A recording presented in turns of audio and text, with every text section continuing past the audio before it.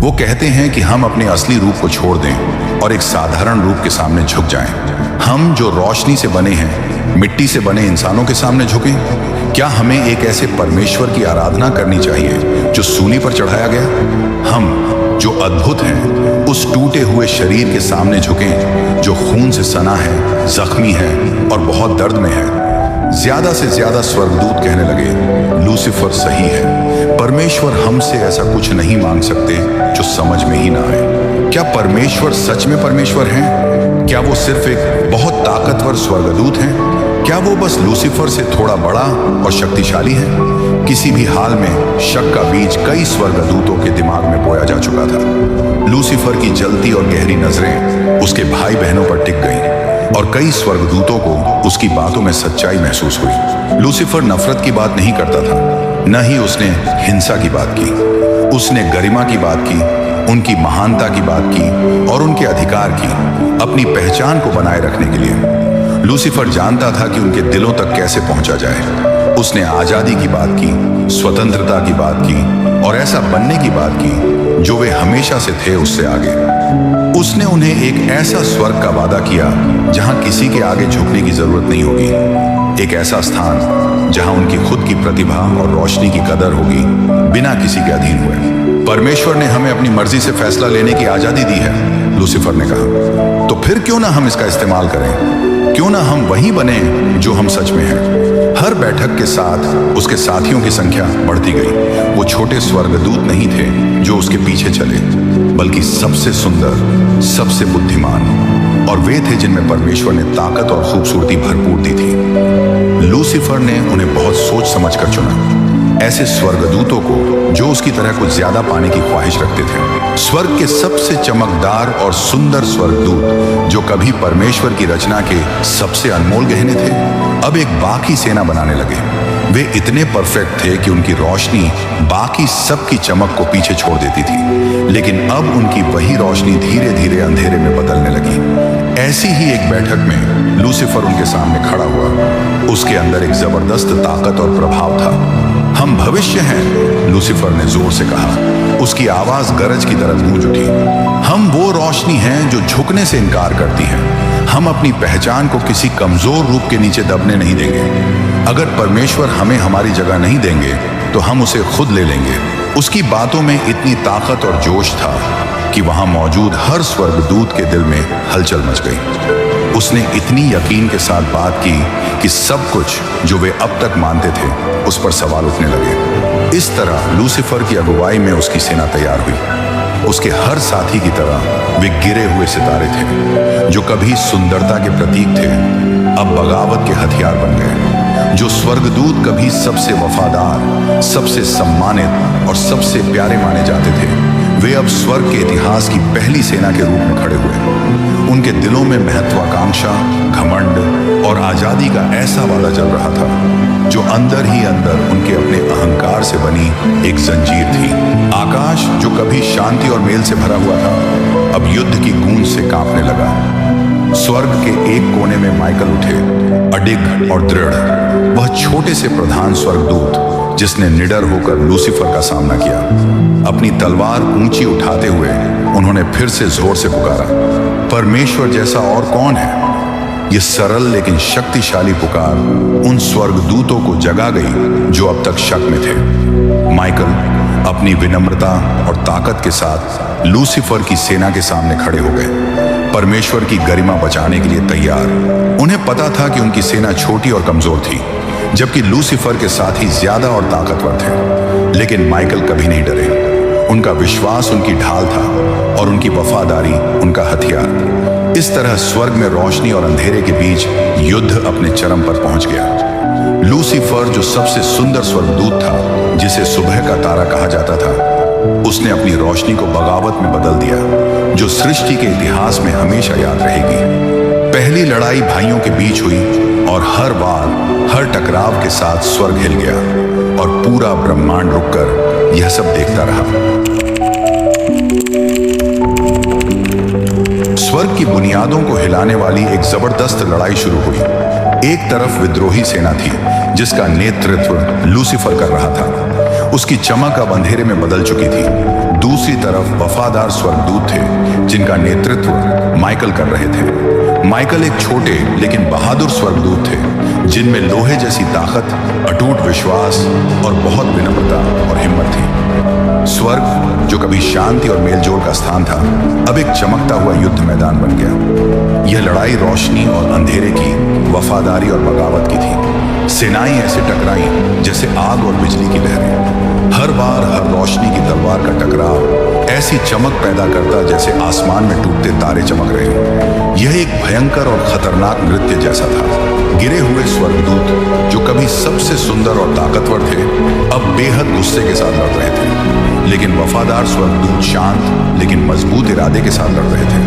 उनके दिल में अपने निर्माता के लिए प्यार और वफादारी थी। माइकल जो सबसे छोटे दर्जे के प्रधान स्वर्गदूत थे, अपने भाइयों की सेना के आगे बढ़ रहे थे।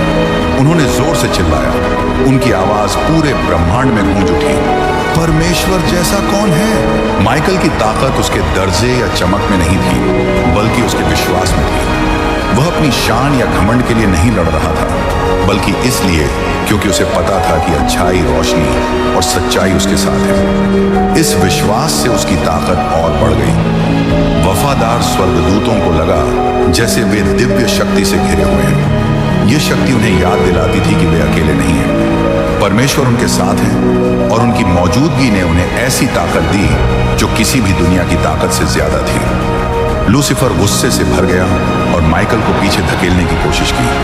वह अपने पंख फैलाकर ऊपर उठा और ऐसा अंधेरा छोड़ा जो उसे देखने वालों को घेर लेता था। मैं सबसे पहला था, मैं ही असली रोशनी हूं, वह चिल्लाया। लेकिन उसके शब्द खाली थे, जैसे एक गहरी गूंज जो उसे पहले जैसा था, उसकी परछाई मात्र थी। उसकी रोशनी अब एक बिगड़ा हुआ अंधेरा बन चुकी थी। उसकी ताकत भले ही बड़ी थी, लेकिन वह सच को नहीं हरा सकती थी, जिसे माइकल ने एक शुद्ध लौ की तरह थाम रखा था। युद्ध बहुत भयंकर था और ऐसा लगा जैसे स्वर्ग खुद चोट खा रहा हो। जो स्वर्गदूत लड़ाई में नहीं थे, वे इसे दुख और हैरानी से देख रहे थे। उनके दिलों में विद्रोह का बोझ महसूस हो रहा था। स्वर्ग की वह शांति जो हमेशा उसकी पहचान थी, टूट चुकी थी और जो सुंदर व्यवस्था थी वह अब खत्म होने की कगार पर थी। लेकिन इस तबाही के बीच उम्मीद जिंदा थी। वफादार स्वर्गदूतों का विश्वास और परमेश्वर के प्रति उनका प्यार हर बार और हर कदम में चमक रहा था, जो उन्होंने लूसीफर और उसके साथियों की तरफ बढ़ते हुए उठाए। आखिरकार अच्छाई की ताकत जीत गई। माइकल ने अपनी तलवार ऊंची उठाई और युद्ध के आखिरी शब्द बोले, परमेश्वर की शक्ति से गिर जाओ लूसीफर। उस पल अंधेरा टूट गया। विद्रोह जो कभी इतना भयंकर और खतरनाक था, बिखरने लगा। गिरे हुए स्वर्गदूत जो स्वर्ग की 1/3 सेना थे, आसमान से गिरते तारों की तरह नीचे फेंक दिए गए। लूसीफर शैतान बन गया और उसके साथ जो भी उसके घमंड के पीछे चला था, गहरे अंधेरे गड्ढे में गिरा दिए गए। स्वर्ग में गहरी चुप्पी छा गई, एक ऐसी खामोशी जो कभी न भरने वाले नुकसान का दुख अपने साथ लाई। इस युद्ध ने गहरे घाव छोड़े थे। स्वर्ग में एक ऐसी चोट जो सिर्फ प्यार और समय से ठीक हो सकती थी। वफादार स्वर्गदूतों ने इस लड़ाई का बोझ अपनी आत्माओं पर महसूस किया, लेकिन उन्हें पता था कि रोशनी ने जीत हासिल की है। सच्चाई, विश्वास और उम्मीद, वे गुण जिन्हें कभी हराया नहीं जा सकता, जीत गए थे। इस जीत के साथ स्वर्ग ने एक सच्चाई को याद किया, अच्छाई हमेशा बुराई पर जीतती है, न ताकत से न हिंसा से, बल्कि इसलिए क्योंकि अच्छाई परमेश्वर का असली रूप है। एक ऐसी रोशनी जिसे कोई अंधेरा बुझा नहीं सकता। घमंड, नफरत और लालच चाहे कितनी भी कोशिश करें, वे प्यार और वफादारी की शुद्धता के सामने केवल छोटे और कमजोर साए हैं। युद्ध खत्म हो चुका था और स्वर्ग भले ही घायल था, फिर से शांत हो गया। माइकल का विश्वास, उसके विनम्र शब्द, परमेश्वर जैसा कौन है, अब पूरे ब्रह्मांड में गूंज रहे थे। यह एक अटल और सच्चा सत्य था जो याद दिलाता था कि परमेश्वर की महिमा अनंत है और कोई भी, चाहे वह कितनी भी चमकदार रोशनी क्यों न हो, उनके प्यार से बड़ा नहीं हो सकता। आखिरी और निर्णायक युद्ध के बाद स्वर्ग ने बाकी स्वर्गदूतों को बाहर कर दिया। लूसीफर जो कभी सुबह का तारा था और उसके साथ गिरे हुए स्वर्गदूतों को रोशनी से बहुत दूर अंधकार और वीराने में धकेल दिया गया। जब उन्हें निकाला गया तो ऐसा लगा जैसे स्वर्ग खुद हिल गया। जो स्वर्गदूत सबसे सुंदर और सबसे ताकतवर थे, जिनकी चमक तारों जैसी थी, वह गिरते हुए उल्कापिंडों की तरह नीचे जा गिरे। उन्हें एक ऐसी जगह भेजा गया जहां सिर्फ अराजकता और अंधेरा था। एक ऐसा स्थान जहां परमेश्वर की महिमा को न देखा जा सकता था और न महसूस किया जा सकता था। लूसीफर, जो अब शैतान बन चुका था, अपनी गिरावट का दर्द ऐसे महसूस कर रहा था जैसे जलता हुआ लोहे का टुकड़ा उसकी आत्मा को झुलसा रहा हो। परमेश्वर, रोशनी और स्वर्ग की शांति से पूरी तरह दूर हो जाना ऐसा घाव था जो किसी भी शारीरिक सजा से ज्यादा गहरा था। जहां उसे और उसके साथियों को कैद किया गया था, वह जगह अभी आखिरी नरक नहीं थी, लेकिन यह अराजकता और पूरी तरह से अकेलेपन का स्थान था। यह एक ऐसी जगह थी जहां शांति और महिमा नहीं पहुंच सकती थी। एक टूटा हुआ सपना, स्वर्ग के नियमों की एक अंधेरी परछाई। यह पवित्रता से पूरी तरह कटा हुआ एक संसार था। शैतान के लिए यह निकाला जाना उसके असली मकसद का अंत था, लेकिन अपने घमंड और गुस्से में उसकी नफरत एक नए इरादे में बदल गई। अगर वह परमेश्वर की महिमा हासिल नहीं कर सकता था, तो वह इसे जहां भी देखेगा उसे नष्ट कर देगा। इस निराशा के अंधेरे में उसकी नजर परमेश्वर की बनाई हुई दुनिया पर गई, उस भौतिक दुनिया पर जिसे बनाने का वादा परमेश्वर ने किया था। शैतान के बिगड़े हुए दिमाग में एक ख्याल आया, अगर वह स्वर्ग नहीं पा सकता तो वह परमेश्वर की सबसे अनमोल रचना, मानवता को बर्बाद कर देगा। इंसानों को जो परमेश्वर की छवि में बनाए गए थे, अंधेरे में खींचते देखना उसे एक कड़वी संतुष्टि देता था। इंसान ही वे थे जिन्होंने परमेश्वर के सिंहासन के पास उसकी जगह ले ली थी। वह प्यार और अच्छाई जिससे इंसानों को बनाया गया था, अब उसकी नफरत का निशाना बन गए। उसका इरादा साफ था, अगर वह और उसके गिरे हुए साथी परमेश्वर के पास नहीं रह सकते, तो इंसानों को भी इसका हक नहीं होना चाहिए। यह नफरत और गुस्सा एक मिशन में बदल गया, परमेश्वर की रचना को बिगाड़ने और उसकी पवित्रता को खराब करने की गहरी इच्छा। लूसीफर और उसके गिरे हुए स्वर्गदूतों की निकासी का सीधा असर दुनिया में अच्छाई और बुराई के संतुलन पर पड़ा। उसी पल से बुराई ने अस्तित्व लेना शुरू कर दिया। अब यह सिर्फ अच्छाई की कमी नहीं थी, बल्कि एक सक्रिय और संगठित शक्ति बन गई थी। शैतान के नेतृत्व में दानव भौतिक दुनिया पर अपना असर डालने के तरीके खोजने लगे। इंसानों को बिगाड़ने, घमंड, जलन और निराशा जैसे भाव पैदा करने में, वही भाव जो उनकी अपनी गिरावट का कारण बने थे। परमेश्वर ने अपने प्यार और न्याय में इस अलगाव की इजाजत दी। स्वर्गदूतों को निकाला जाना सिर्फ सजा नहीं, बल्कि ईश्वरीय न्याय का एक काम था। जिन स्वर्गदूतों ने बगावत चुनी थी और परमेश्वर के प्यार और पवित्रता को ठुकरा दिया था, वे अब उसकी उपस्थिति में नहीं रह सकते थे। परमेश्वर का प्यार हमेशा था, लेकिन उनका न्याय संतुलन मांगता था। जिन्होंने रोशनी को ठुकराने का फैसला किया, वे अब उसमें रहकर उसका आनंद नहीं ले सकते थे। इस काम में परमेश्वर के प्यार और न्याय का सही संतुलन दिखाई दिया। न्याय ने अलगाव की मांग की, लेकिन प्यार ने गिरे हुए स्वर्गदूतों को मौजूद रहने की आजादी दी। हालांकि वह आजादी अंधेरे में थी जिसे उन्होंने खुद चुना था।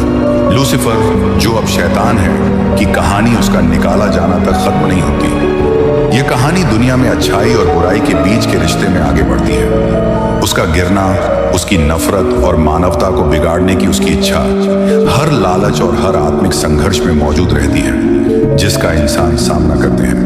बुराई इंसान के दिल में घुसने की कोशिश करती है, उसकी आजादी और महान बनने की चाहत का फायदा उठाने की कोशिश करती है, लेकिन इसकी ताकत सीमित है और अच्छाई जो परमेश्वर से आती है हमेशा आखिर में जीतती है। स्वर्ग में शुरू हुई अच्छाई और बुराई की लड़ाई अब धरती पर इंसानों के दिलों में चल रही है। शैतान और उसके दानव हर आत्मा की रोशनी को अंधेरा करने की कोशिश करते हैं, लेकिन परमेश्वर की कृपा, प्यार और न्याय हमेशा हमारे साथ रहते हैं।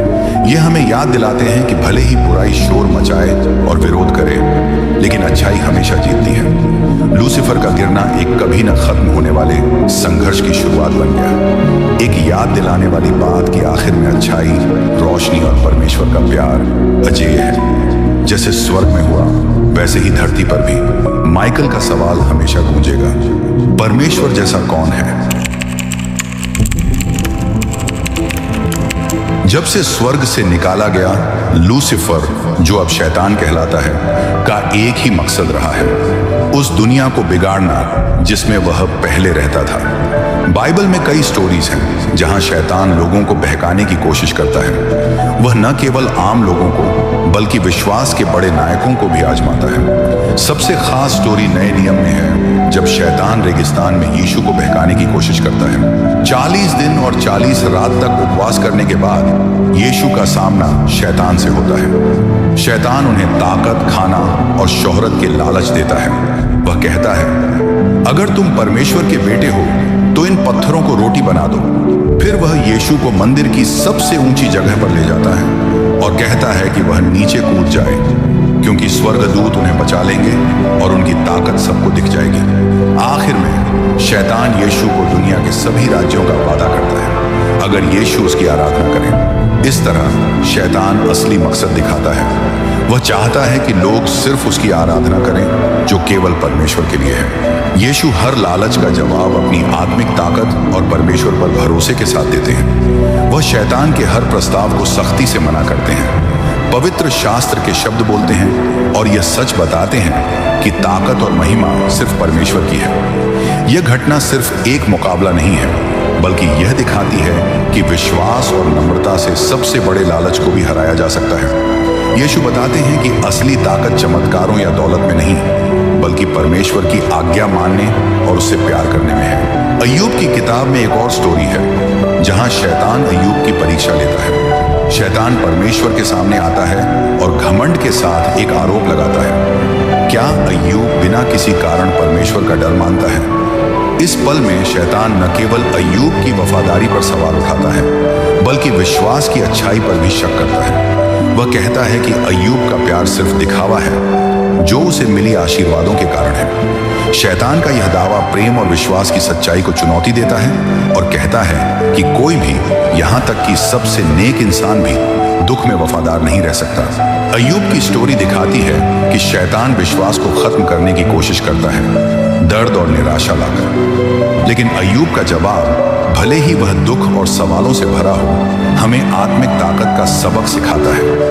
अय्यूब अपने धैर्य से साबित करता है कि विश्वास केवल आशीर्वाद मिलने पर नहीं होता, बल्कि यह गहरा भरोसा है जो सबसे बड़े दुख में भी कायम रहता है। शैतान हार जाता है और अय्यूब का विश्वास बुराई का विरोध करने और परमेश्वर पर भरोसा रखने की एक अमर मिसाल बन जाता है। स्वर्ग से निकाले जाने के बाद शैतान का पहला बड़ा काम अदन के बगीचे में हुआ। ये वही जगह थी जहां परमेश्वर ने अपने अनंत प्रेम से इंसानों की शुरुआत की थी। उस सुंदर बगीचे में लूसीफर ने एक मौका देखा।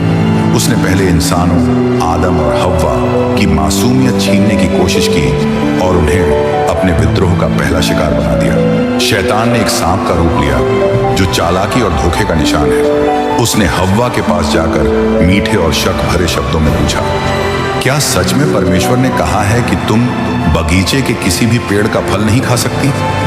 उसने एक सवाल से शुरुआत की जिससे हव्वा के दिल में शक पैदा हो गया। शैतान ने ताकत का इस्तेमाल नहीं किया, बल्कि धीरे धीरे फुसफुसाकर, जैसे झर फैलता है, हव्वा के मन में शक डाल दिया। लूसीफर को पता था कि एक छोटी सी इच्छा को कैसे बड़ी जरूरत बना देना है और शक को कैसे एक गलत कदम में बदल देना है। शैतान ने हव्वा से कहा, तुम परमेश्वर की तरह बन जाओगी और अच्छा बुरा जानने लगोगी। यह वादा इंसानों की किस्मत बदलने वाला था।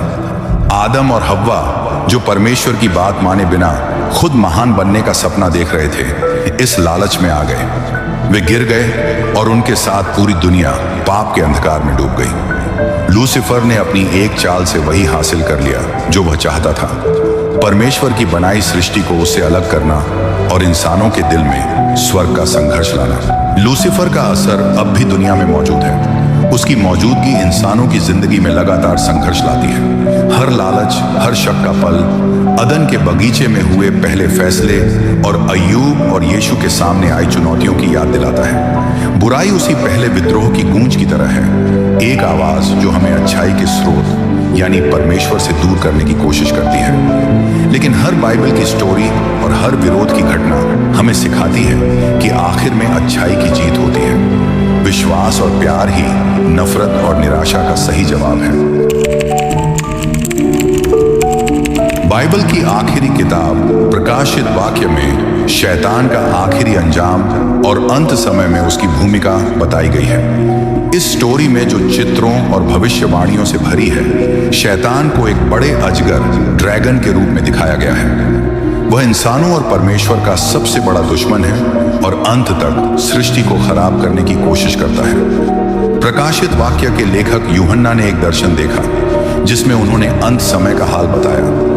उस समय बुराई अपनी चरम सीमा पर पहुंच चुकी होती है और रोशनी और अंधकार के बीच लड़ाई पहले से कहीं ज्यादा तेज हो जाती है। यूहन्ना ने शैतान को एक बड़े अजगर ड्रैगन के रूप में दिखाया है, जिसे प्राचीन सांप, शैतान या दानव भी कहा जाता है। यही शैतान पूरी दुनिया को भटकाने वाला है। शैतान वही लूसीफर है जिसे कभी सुबह का तारा कहा जाता था, लेकिन अब वह एक भयंकर अजगर बन चुका है। यह अजगर बुराई और धोखे की शक्ति का प्रतीक है जो उसने अपने गिरने के बाद से इस्तेमाल की है। यह प्राचीन सांप वही है जिसने पहली बार इंसानों को अदन के बाग में पाप की ओर ले जाया था। अब अंत समय में यह सारी अच्छाई और रोशनी को खत्म करने की कोशिश कर रहा है। प्रकाशित वाक्य एक ऐसे समय का वर्णन करता है जिसे कठिनाई का समय कहा गया है। इस समय में बहुत सारी आपदाएं और परीक्षाएं होंगी और इंसान दो हिस्सों में बढ़ जाएगा, एक जो परमेश्वर का साथ देंगे और दूसरे जो बुराई के झूठे लालचों में फंस जाएंगे। इस स्टोरी में शैतान को महान धोखेबाज के रूप में दिखाया गया है। ये वही है जिसने शुरू से ही इंसानों को परमेश्वर से दूर करने की कोशिश की है। अंत समय में वह अपनी कोशिशें और तेज कर देता है। वह अपने सभी तरीकों का इस्तेमाल करके दुनिया को भ्रष्ट और बर्बाद करने की कोशिश करता है। शैतान को हमारे भाइयों और बहनों पर आरोप लगाने वाला भी कहा गया है। वह लगातार परमेश्वर में विश्वास रखने वालों को भटकाने, उनके मन में संदेह, लालच और निराशा पैदा करने की कोशिश करता है। यूहन्ना के दर्शन में दिखाया गया है कि शैतान का अंतिम सामना माइकल और स्वर्ग की सेनाओं के साथ होता है। यह महान युद्ध उसी लड़ाई का हिस्सा है जो स्वर्ग में तब शुरू हुई थी जब लूसीफर को वहां से निकाल दिया गया था। अब समय के इस अंतिम पड़ाव में यह संघर्ष अपनी सबसे तीव्र स्थिति पर पहुंचता है। प्रकाशित वाक्य में शैतान को जानवर और झूठे भविष्यवक्ता के पीछे का मास्टरमाइंड बताया गया है।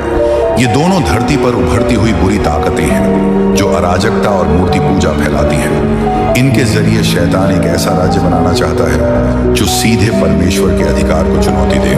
यह नकली राज्य परमेश्वर के दिव्य राज्य की गलत नकल है। शैतान चाहता है कि लोग उसकी परमेश्वर की तरह आराधना करें। उसका मुख्य लक्ष्य यहाँ साफ हो जाता है। वह हमेशा से वही महिमा चाहता था जो परमेश्वर को मिलती है। इसके लिए वह धोखे और क्रूरता का सहारा लेकर सृष्टि को पूरी तरह भ्रष्ट करने की कोशिश करता है। प्रकाशित वाक्य यह दिखाकर खत्म होती है कि अच्छाई आखिरकार बुराई पर जीत जाती है। बड़े कष्टों और अंतिम युद्ध के बाद शैतान हार जाता है और बुराई की ताकत हमेशा के लिए खत्म हो जाती है। एक खास प्रतीकात्मक तस्वीर में दिखाया गया है कि शैतान को पकड़कर जलते हुए गंधक की झील में फेंक दिया जाता है। यह जगह हमेशा की सजा की जगह है, जहां से शैतान इंसानों तक पहुंच नहीं सकता और न ही सृष्टि को प्रभावित कर सकता है। यह न्याय का सबसे बड़ा काम है जो शैतान और उसके अनुयायियों का अंतिम अंजाम तय करता है। वे हमेशा के लिए परमेश्वर और उनकी महिमा से दूर हो जाते हैं। प्रकाशित वाक्य में शैतान का पतन अच्छाई की बुराई पर आखिरी जीत को दिखाता है। परमेश्वर अपने प्यार और न्याय में बुराई को बस एक हद तक ही काम करने देते हैं और इंसानों को चुनने की आजादी देते हैं। लेकिन अंत समय में जब सबका इम्तिहान हो चुका होगा और सबने अपने फैसले ले लिए होंगे, तब बुराई को हमेशा के लिए खत्म कर दिया जाएगा। शैतान का अंतिम अंजाम केवल उसके बुरे कामों का नतीजा नहीं है, बल्कि यह भी दिखाता है कि परमेश्वर की ताकत पूरी सृष्टि पर है। शैतान के पतन में वह एक असफल विद्रोह का प्रतीक बन जाता है। वह एक बुझी हुई रोशनी की तरह है जो अपनी लालच और नफरत में कभी उस प्यार और अच्छाई को हरा नहीं सकी जो सारी सृष्टि को जीवन देती है।